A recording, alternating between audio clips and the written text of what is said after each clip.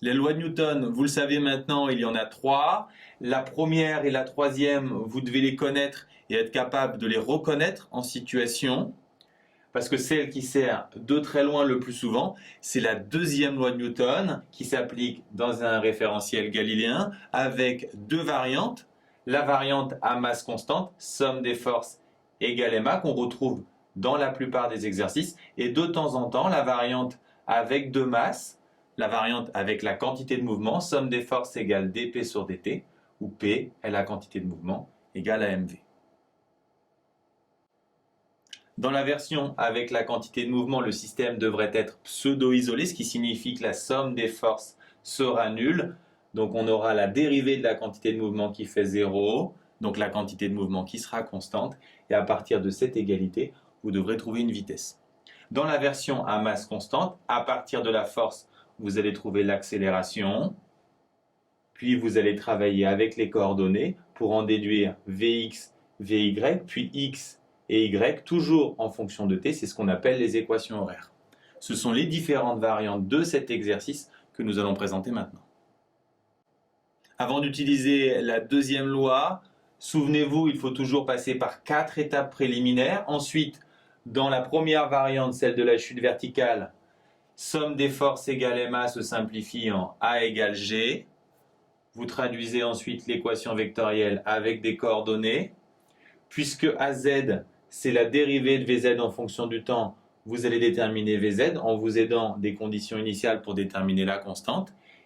Et VZ étant égal à dz sur dt, de la même façon, vous allez déterminer Z avec les conditions initiales et cette formule. Souvenez-vous, enfin, pour déterminer le temps de chute, il faut penser qu'au moment de l'impact, Z de t égale 0. Et enfin, il faut toujours donner les résultats d'abord sous forme littérale avant de passer aux applications numériques.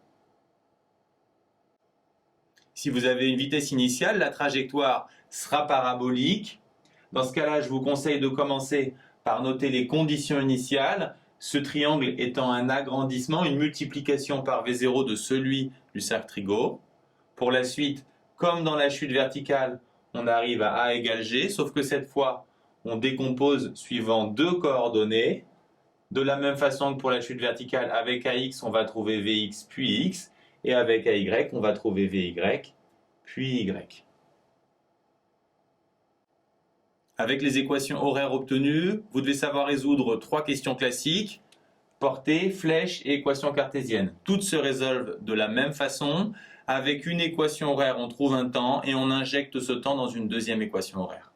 Pour la portée, c'est-à-dire x max, on va résoudre l'équation y de t égale 0 et on injecte le temps trouvé dans x. Pour la flèche, c'est-à-dire la hauteur maximum, on résout la vitesse verticale égale 0 et on injecte le temps trouvé dans l'équation en y. Et pour déterminer l'équation cartésienne, on retourne la relation de l'équation horaire de x en fonction de t et on injecte le temps trouvé dans l'équation horaire en y.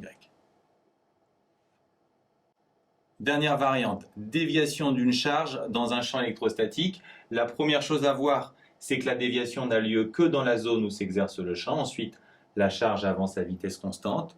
Plus important encore, ici la force n'est pas le poids, mais la force électrostatique, QE, ce qui donne une nouvelle accélération et deux nouvelles formules. Pour le reste, il faut suivre exactement les mêmes principes que pour la trajectoire parabolique, il faut seulement adapter un peu les formules.